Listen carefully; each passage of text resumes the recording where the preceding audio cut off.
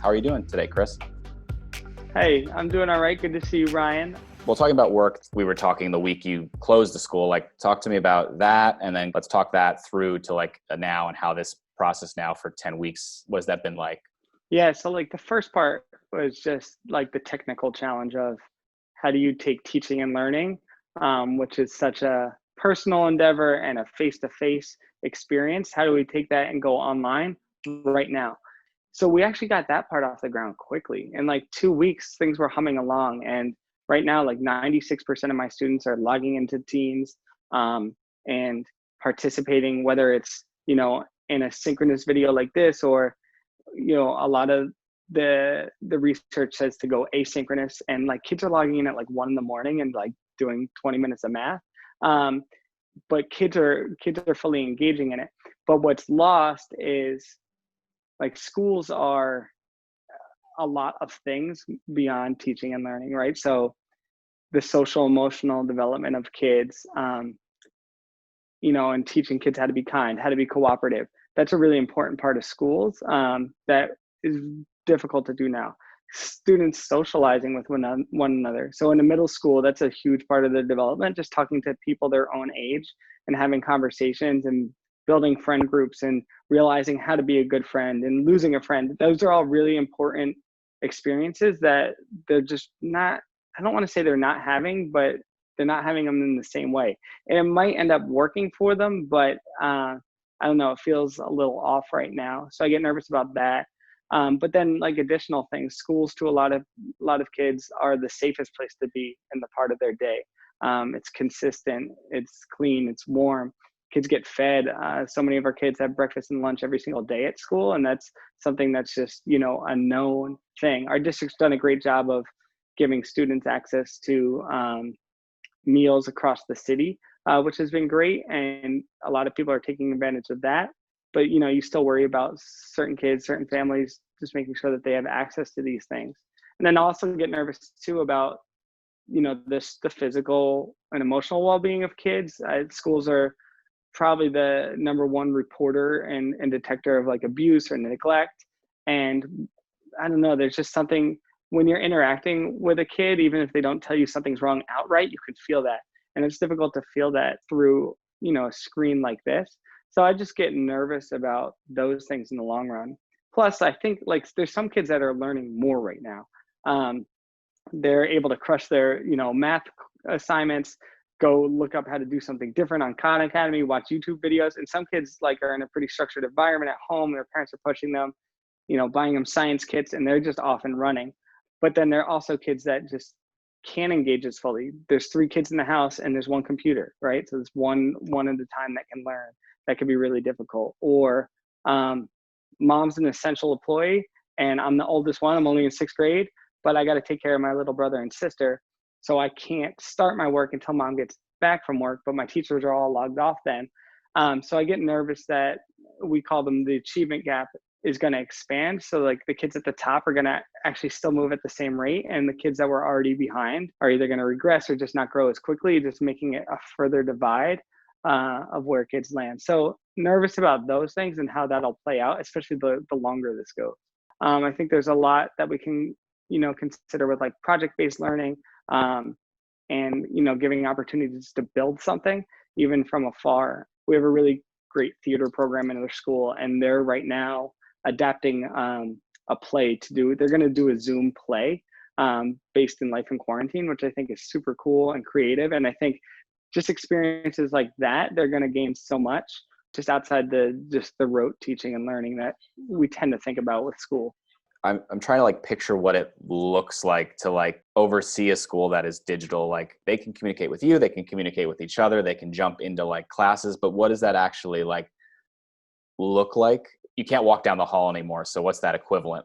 I built similar spaces into teams that existed in real life. So for example, we first just had kids like assigned to each of their classes, but then the teachers were getting frustrated because they would take over the chat box just talking to each other, just saying like, hey, what's going on? Oh my God, you're here. So what then we built the equivalent like of our cafeteria, our common space. So we just have like a big 6th grade group. And that's where Like I'm in it and like adults are in there, but it's like the cafeteria. I don't care what you're talking about in the cafeteria. Just sit down and don't curse, right? Like that's it. So it's basically, that's the space. You can talk about whatever, like post memes like forever. But then some kids were like, they're just posting so many memes. So we made a separate like memes room where they can go and just post memes back and forth. Kids being overwhelmed by too many memes is really funny to me. It was funny because like then they were like posting memes that there could never be too many memes, and like some kids were like, just make it stop. Yeah. Which I thought was, yeah, it was just so strange. Do you think that there will most likely still be learnings and like adjustments? We're not going to go back to the way it was. I would be surprised if we did like exactly the way it was. Like would be going back in a better way. Yeah, I hope that we go back in a better way. Education and like big bureaucratic systems such as education are slow moving machines, but the education model has needed change for a really, really long time.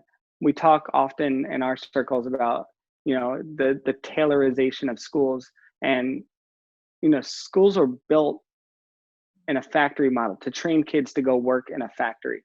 That's why they sit in rows. That's why a bell rings. They're getting trained to go to work in a factory based on what our economies were like when, schools and compulsory education was made to be a required thing for all kids.